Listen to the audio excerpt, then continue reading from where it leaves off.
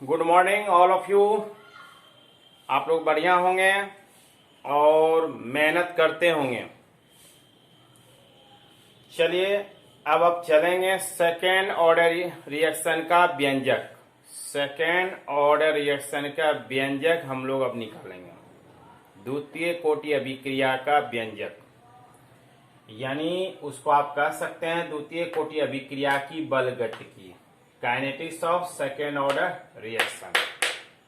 यह कुछ स्टूडेंट का फरमाइश था जिसको हमने पूरा किया और अच्छा भी किया, क्योंकि बहुत लंबे समय से सेकेंड ऑर्डर रिएक्शन का व्यंजक ना स्टूडेंट फरमाइश करता था ना हम पढ़ाते थे। तो यह हमारे लिए भी अच्छा हुआ कि उसने हमको जोश दिलाया, जो अब हम आपको बता रहे हैं। क्लियर। अब द्वितीय कोटि अभिक्रिया को वहां भी आपने सूत्र लिखा है, दो सांद्रण चरों पर निर्भर करती है, तो वह सिंपली सूत्र हुआ, सिंपल एग्जांपल था। अब यहाँ पे हम क्या करेंगे कि इसका व्यंजक जब निकालेंगे तो उसके अनुसार इसकी परिभाषा बदलेगा, थोड़ा हल्का चेंजिंग होगा, लेकिन इस परिभाषा को थोड़ा बाद में हम डिस्कशन कराएंगे। काहे कराएंगे तो कुछ सेकेंड रुक जाइए, तब हम बताएंगे। फिलहाल अभी चलते हैं। पढ़ाएंगे तो मजे से नहीं पढ़ाएंगे, हड़बड़ी से नहीं पढ़ाएंगे। जब स्टार्ट किया है इसको पढ़ाना तब सब दिन पढ़ाते रह जाएंगे। वैसे स्टूडेंट को हम यहीं से बोलते हैं many many thanks to you. चलिए अब जो हम चलते हैं कि सेकेंड ऑर्डर रिएक्शन दो संभावना उत्पन्न होता है। हम इसका दो विधि से बताएंगे। पहला विधि को अच्छी तरह समझा देंगे, दूसरा विधि उतनी इम्पोर्टेंट नहीं है और उसमें समय उतना ज्यादा नहीं लगाएंगे, उसको बोर्ड पे पहले से लिख देंगे और ऐसे समझा देंगे। लेकिन पहला जो है वह इम्पोर्टेंट है, वह हम मेरे द्वारा गुजरेगा जो हम समझा रहे हैं। अब क्या क्या दो संभावना उत्पन्न होगा पहले समझ लीजिए कि ए है और ए है। इधर क्या होगा, उत्पाद होगा, यह पहली संभावना हुआ। और पहली संभावना हम क्या देख रहे हैं, यह समान है, समान अभिकारक है। दूसरा में क्या होगा, ए भी ए होगा और दूसरा क्या हो जाएगा बी। इधर भी उत्पाद बनेगा जो बन जाए, तो यह क्या हो गया, भिन्न संभावना हुआ, यानी भिन्न अभिकारक हुआ। इसमें कितनी संभावनाएं उत्पन्न होगा, दो। और दो विधि से बताएंगे द्वितीय कोटि अभिक्रिया के व्यंजक। ठीक है, तो हम देख रहे हैं या पहली संभावना में क्या होता है, समान होता है, और द्वितीय में क्या होता है, भिन्न में क्या हो जाता है, डिफरेंट हो जाता है अभिकारक। तो पहले इसके द्वारा बताएंगे, उसके बाद तब इसके द्वारा बताएंगे। ठीक है, और यह समान जो होता है इसी के अनुसार हम बताएंगे आपको अर्ध आयु। पूरी बात समझ लीजिए, हाफ लाइफ। अब आप कहेंगे अर्ध आयु तो हमने पढ़ा है, पढ़े तो हैं। जीरो कोटि रिएक्शन में भी आपने अर्ध आयु देखा, फर्स्ट ऑर्डर रिएक्शन का भी देखा आपने। अब जब सेकेंड ऑर्डर रिएक्शन बता रहे हैं तो इसके अनुसार भी आपको हाफ लाइफ हम बताएंगे। क्लियर। जब ये बताना स्टार्ट किए हैं तो पूरी तरह से समझाएंगे। यानी सेकेंड ऑर्डर रिएक्शन में जो संभावना उत्पन्न होती है उसकी दो तरह से होता है, एक समान अभिकारक का और दूसरा क्या होता है, भिन्न अभिकारक का। आ गया इतनी बात समझ में, लिखना नहीं है, समझा रहे हैं। अब लिखने के लिए हम स्टार्ट करते हैं। हम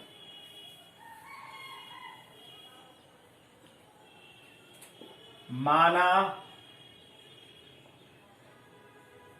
अभिक्रिया ए प्लस ए। ठीक है, क्या माना, ए प्लस ए। इधर दे दिया उत्पाद, जो बन जाए उत्पाद में। अब प्रारंभिक क्या होगा, प्रारंभिक जो सांद्रता होगा, तो प्रारंभिक में इसको हमने ले लिया ए, इधर भी क्या हो जाएगा ए, इधर क्या हो जाएगा शून्य। शुरू का क्या हो जाएगा शून्य। अब रहेगा प्रारंभिक समय क्या होगा, प्रारंभिक समय यानी शुरू का समय जो होता है वह t इक्वल टू क्या होगा 0। ठीक है, कुछ समय के बाद जैसे फर्स्ट ऑर्डर रिएक्शन में क्या था ना उसी तरह से होगा। कुछ समय के बाद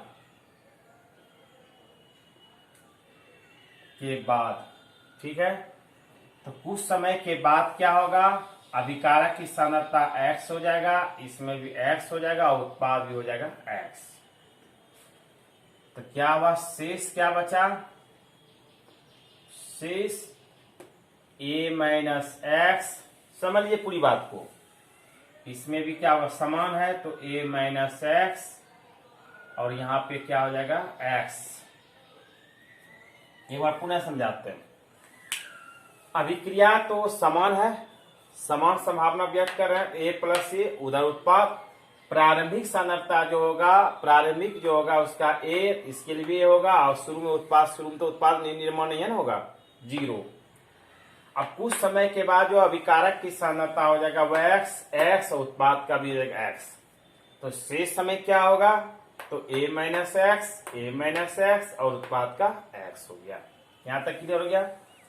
अब चलेंगे वेग स्थिरांक, अभिक्रिया की दर। तो सूत्र होता है dx बटे dt समानुपाती। ठीक है, अब a माइनस एक्स तो क्या लिख देंगे, a माइनस एक्स का whole square. Clear, a minus x का होल स्क्वायर। अब यह समानुपाती तोड़ेंगे, dx बटे dt, चाहते तो एक लाइन में भी कर सकते थे, equal to k a minus x का होल स्क्वायर। चलिए एक्टिव मास है, इसको दे दीजिए ब्रैकेट में, बड़ी ब्रैकेट में एक्टिव मास। ठीक है, अब देखते हैं कि यह भी क्या है, अभिक्रिया का सांद्रण, यह भी अभिक्रिया का सांद्रण है। दोनों को एक जगह लेते आते हैं, जो फर्स्ट ऑर्डर रिएक्शन में भी देखा आपने। हो जाएगा dx बटे, अब इसको ले लेते हैं छोटी ब्रैकेट में, a माइनस एक्स का होल स्क्वायर इक्वल टू हो गया k dt। ठीक है, अब यहां लिखेंगे समाकलन करने पर, इंटीग्रेशन करने पर, समाकलन करने पर तो क्या होगा, एक लाइन नीचे लिखते हैं, हो सकता है कि नहीं आ जाए वीडियो में। इंटीग्रेशन dx बटे a माइनस एक्स का whole square equal to k constant है तो k तो बाहर होगा, इंटीग्रेशन dt। अब इसका स्टेप हम यहां आते हैं। ठीक, अब इंटीग्रेशन को जब हस्काएंगे तो क्या हो जाएगा, 1 बटे a minus x equal to k t, अब प्लस हो जाएगा c, इंटीग्रेशन इसके का c। अब c क्या हुआ, यह इक्वेशन हमारा जो हो गया a माइनस एक्स का, यह हमारा फर्स्ट इक्वेशन मान लिया हमने, फर्स्ट। और यहां पे एक लाइन लिख देते हैं, वेयर c क्या हुआ, समाकलन कॉन्स्टेंट, स्थिरांक, समाकलन स्थिरांक। ठीक, अब हम क्या करेंगे कि प्रारंभिक देखेंगे समय क्या था, प्रारंभिक t क्या था 0, तो x भी क्या था 0, x भी क्या था 0। तो क्या हो जाएगा 1 बटे a, देखिए x का मान 0 दे देंगे, सीधा 1 बटे a लिख दें, क्योंकि उतना लिखने की जरूरत नहीं है, माइनस 0 लिखेंगे फिर लिखेंगे, स्टेप बड़ा हो जाएगा। अब k और t है, t की जगह 0 देंगे, यह भी 0 हो जाएगा, इसका मतलब 1 बटे a इक्वल टू क्या हो गया c। कोई दिक्कत नहीं, चलो लिखिए देते हैं, बहुत तरह के स्टूडेंट पूछेगा ये कैसे हो गया, तब लो फिर लफड़े में पड़ेंगे, फिर उतना समझाओ, 0 प्लस c। अब खुश, चलिए एक लाइन बढ़ा दिया आपने, 1 बटे a इक्वल टू क्या होगा c। अब डायरेक्ट लिखते c, के 0 से गुना करेंगे 0, तो 1 बटे a बराबर c। अब यह c का मान इक्वेशन फर्स्ट में लिखेंगे, c का मान इक्वेशन फर्स्ट में रखने पर रख दिया तो क्या आ जाएगा, c का मान 1 बटे a minus x equal to k T, सी का क्या 1/a, तो लिख देते हैं प्लस 1/a। देखते जाइए, है ना। अब यह के टी इधर लेते आते हैं तो यह माइनस हो जाएगा, इधर इक्वल टू तोड़ेंगे माइनस होगा ना, तो उतना नहीं लिखेंगे बच्चे की तरफ, minus k t equal to 1/a minus 1/a minus x. अब इसको स्टेप को तोड़ देते हैं यहाँ पे लघुत्तम लेकर के, ए ब्रैकेट ए माइनस है, बड़ा हल्का है, कोई भारी नहीं था इसीलिए नहीं बता रहे थे। अब ए हुआ ए माइनस एक्स,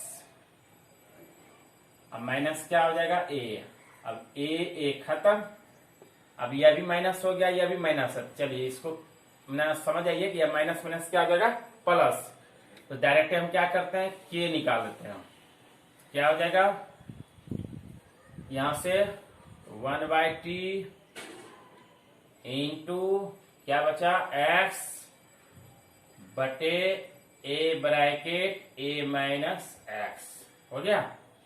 यही हमारा सेकेंड ऑर्डर रिएक्शन का व्यंजक हुआ, है ना हल्का। और जानना चाहते हैं यहाँ पे के क्या हुआ, यह बताने का भी जरूरत नहीं है, के का मतलब क्या होता है, वेग स्थिरांक, वेग स्थिरांक। हल्का कैलकुलेशन है, आ गया कॉन्सेप्ट क्लियर। यानी सेकेंड ऑर्डर रिएक्शन का सूत्र क्या निकला, के equal to 1/t into x बटे A bracket A minus x, यह हुआ सेकेंड ऑर्डर रिएक्शन। अब इसके आधार पर हम क्या करेंगे, इसी के आधार पर हम चलेंगे अब हाफ लाइफ, अर्धायु, यानी द्वितीय कोटि अभिक्रिया का अर्धायु। अब आप कहेंगे सर इसका प्रश्न कैसे पूछेगा, तो वह हाँ चलिए, हमने परिभाषा तो नहीं बताया, आप गौर कीजिए कि dx बटे dt समानुपाती a माइनस एक्स का स्क्वायर हुआ था ना। अब पढ़िए परिभाषा, वे अभिक्रिया जिनके वेग का अभिकारक की सान्द्रता, जिनके वेग की अभिकारक की सान्द्रता के द्वितीय घात के क्या होता है समानुपाती, द्वितीय घात के समानुपाती क्या होता है पहला वेग।